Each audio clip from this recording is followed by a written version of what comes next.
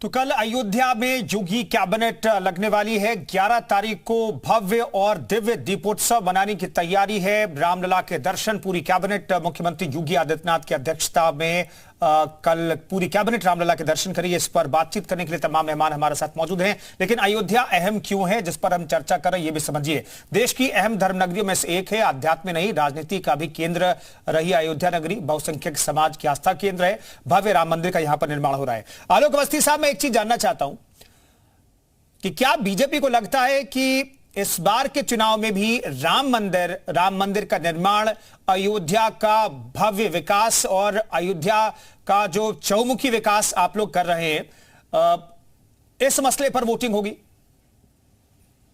देखिए, अयोध्या भी एक मुद्दा होगा विकास के मुद्दों के साथ साथ।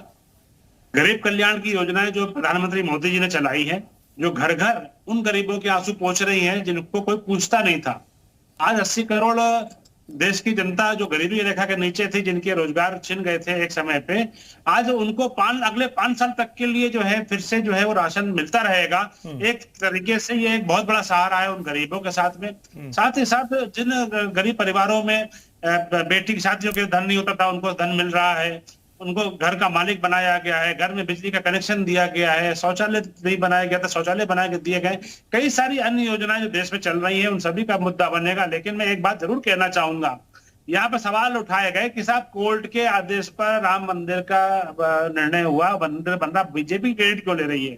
मैं पूछना चाहता हूँ समाजवादी पार्टी से और कांग्रेस से कि कभी राम मंदिर बनाने का एजेंडा क्या आपके राजनीतिक संकल्पों में कभी रहा है क्या? कभी आपके घोषणा पत्रों में इस बात का वर्णन हुआ है कि हम बाबा राम मंदिर चाहते हैं? आपकी कांग्रेस की सरकार ने तो लिखित हलफनामा दे दिया था कि राम काल्पनिक है। तो इस तरह की बात करना और झुटलाना, भारतीय जनता पार्टी के जन्म के साथ हमने हर इलेक्शन में अपने संकल्प पत्र में, अपने मैनिफेस्टो में ये कहा है कि हमें भव्य राम मंदिर बनाना है जी। और एक बार कहते हैं कि हाँ राम मंदिर क्यों बन रहा है? अब मैं पूछना चाहता हूँ समाजवादी पार्टी की सरकार से, अगर आप राम मंदिर बनाने के पक्ष में थे तो राम भक्तों पर गोलियां चलवा करके उनको जान से क्यों मारा? आप राम भक्त के इतने बड़े भक्त थे तो अयोध्या में जो पंचकोसी और 14 कोसी परिक्रमा होती थी, अखिलेश यादव के शासनकाल में उसको क्यों रोक दिया गया था? उसमें किसी का क्या बिगड़ रहा था?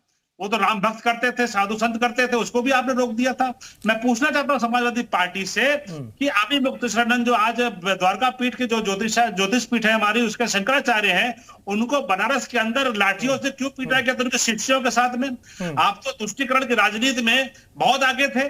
ठीक है आलोक अवस्थी साहब, इसका जवाब देंगे समाजवादी पार्टी प्रवक्ता डॉक्टर अभिषेक देंगे। लेकिन प्रधानमंत्री ने क्या कहा है राम मंदिर को लेकर के, ये आपको सुना देते हैं, फिर आगे चर्चा को बढ़ाएंगे आगे।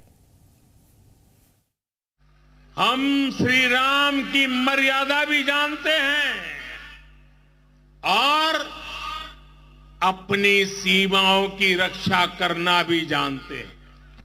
आज हमें सौभाग्य मिला है कि हम भगवान राम का भव्यतम मंदिर बनता देख पा रहे हैं।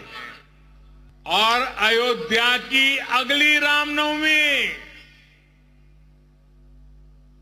रामनवमी पर रामलला के मंदिर में गुंजा हर स्वर पूरे विश्व को हर्षित करने वाला है।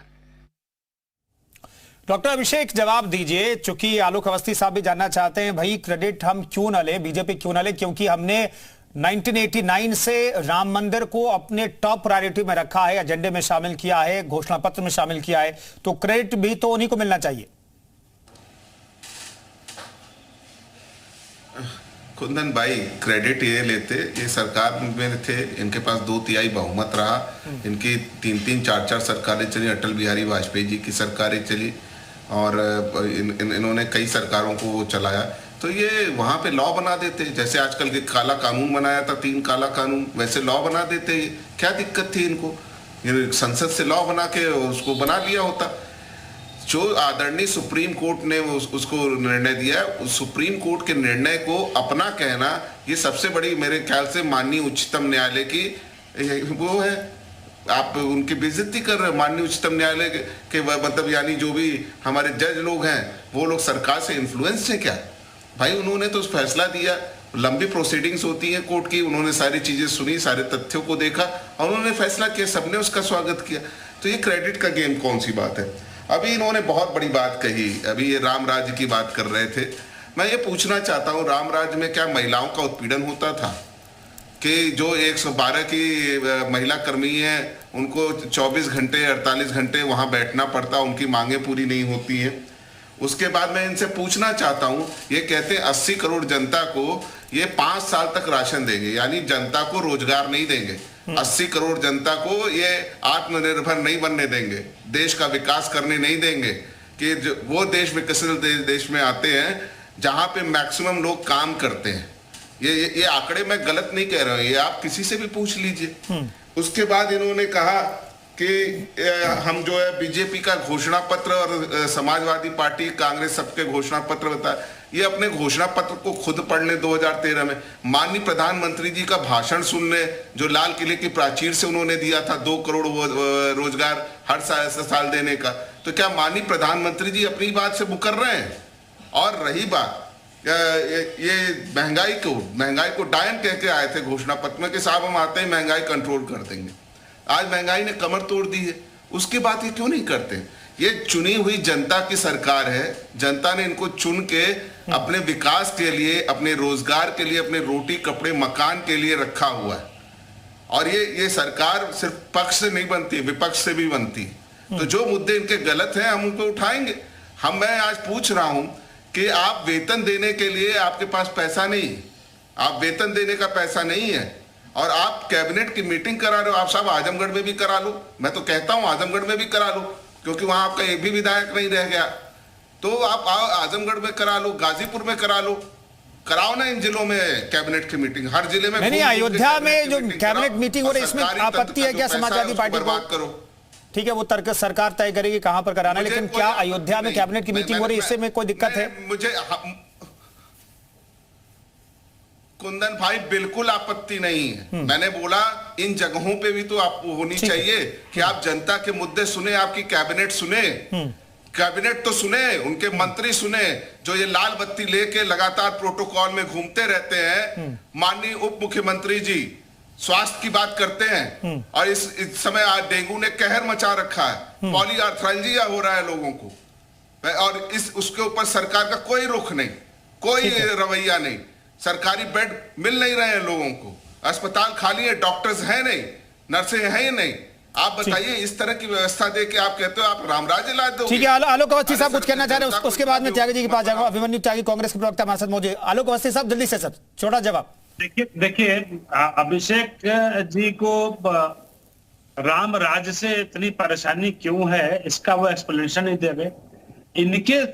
इनकी पार्टी के राष्ट्रीय महामंत्री लगातार रामचरितमानस पर आपत्तिजनक बयान देते रहे। अखिलेश यादव जी ने उनको एक बार भी डाटा फटकारा नहीं, ना ही उनको पार्टी से बाहर निकाला। यहां तक कि वो कह गए कि जो है हिंदू धर्म होता ही नहीं है, धर्म ही नहीं है, सनातन धर्म ही नहीं है। तो इस तरह की विधर्मियों जैसी बातें करना और समाजवादी पार्टी के अध्यक्ष को चुप रहना, राम राज्य की सरकार की बात करते करते राम भक्तों को गोलियों से भून देना और लगातार तुष्टीकरण की राजनीति के तहत अपने फैसले को लेना, ये दिखाता है कि इनको खाली तुष्टीकरण की राजनीति करनी है, इनको हिंदुओं से या उनकी मान्यताओं से कोई लेना देना नहीं है। जहां तक कि इन्होंने बात कही कि देश की 80 करोड़ जनता को, गरीब जनता को अन्न क्यों मिल रहा है, और भाई ये तो हमारे सदियों पुरानी परंपरा रही है कि जो भूखा है, जो जिसके पास नहीं है, उसको व्यवस्था उसकी हो जाए। उससे भी चिढ़ रहे हैं ये, यानी कि इनकी आदत है कि भूखे को भूखा ही रखो, जिससे कि उनको मजबूत आधार हो जाएगा तो उनको वोट नहीं देगा। हमने सशक्तिकरण कर रहे हैं, हम लगातार इन सारी योजनाओं को जनता तक पहुंचा रहे हैं, देश की गरीब जनता मजबूत हो रही है। ठीक है, आता हूं आलोक जी, आता हूं। अभिमन्यु जी हमारे साथ मौजूद है। अभिमन्यु साहब, हमने तो हर डिबेट में हर बार कांग्रेस के नेताओं को ये कहते सुना कि देखिए राम मंदिर का ताला पहली बार जो विवादास्पद जो जगह थी, पहले के तौर पर हम कह सकते हैं, उस जगह का ताला राजीव गांधी सरकार में खुलवाया गया, तब उत्तर प्रदेश में भी आपकी सरकार होती थी। ये क्रेडिट आप लोग लेते हैं, लेकिन तब भी जिला न्यायाधीश के आदेश पर वो ताला खुलवाया गया था, तो तब आप क्रेडिट लेते हैं। तो आप बीजेपी के शासनकाल में अगर ये फैसला आया, जबकि यूपी में बीजेपी की और केंद्र में बीजेपी की सरकार थी, तो क्रेडिट लेने में क्या दिक्कत है? कोई दिक्कत है?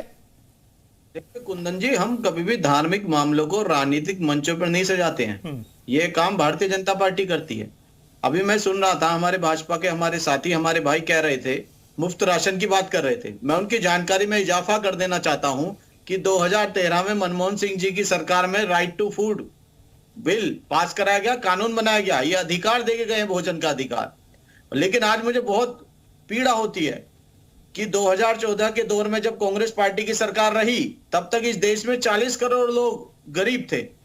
लेकिन आज प्रधानमंत्री खुले मन से अपनी पीठ थपथपाते हैं। मेरे भाजपा के हमारे साथी खुले मन से अपनी पीठ थपथपाते हुए कहते हैं कि 82 करोड़ लोगों को मुफ्त राशन देते हैं।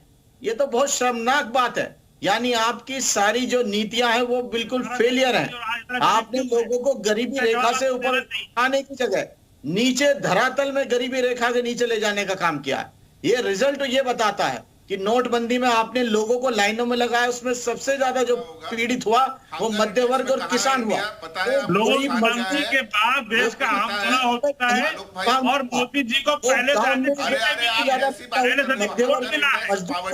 के बाद उत्तर प्रदेश में चुनाव हुआ है। समाजवादी भारतीय कांग्रेस का बड़ा सा कमजोर है।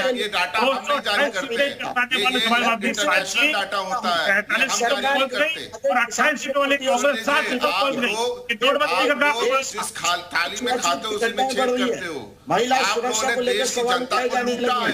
वो दर्शाता है कि भाजपा में बदलाव है और इंडिया अलायंस का लगातार बढ़ते ग्राफ के लिए ये अलग अलग चीजों कर रहे हैं। एक प्रयोग अयोध्या में जाके अंग्रेजों के मुखबिरों की पार्टी लेकिन इन्हें सफलता नहीं की जाए। इसका रिजल्ट जो आना है, रिजल्ट ये आएगा 2024 में जनता के सामने आ जाएगा। इंडिया के बयान पर तो कुछ बोल दीजिए। आपके अलायंस के नेता है, सारे अलायंस को इकट्ठा किया है और नीतीश कुमार जी ने जो देश की महिलाओं के प्रति जो अपमानजनक। चलिए आज अयोध्या में बात कर लेते हैं, राम की बात कर लेते हैं। नीतीश कुमार की बात करेंगे तो डिबेट भटक जाएगी और फिर कोई नहीं, विपक्ष का नेता तो कम से कम कुछ कोई नहीं बोलेगा। राजीव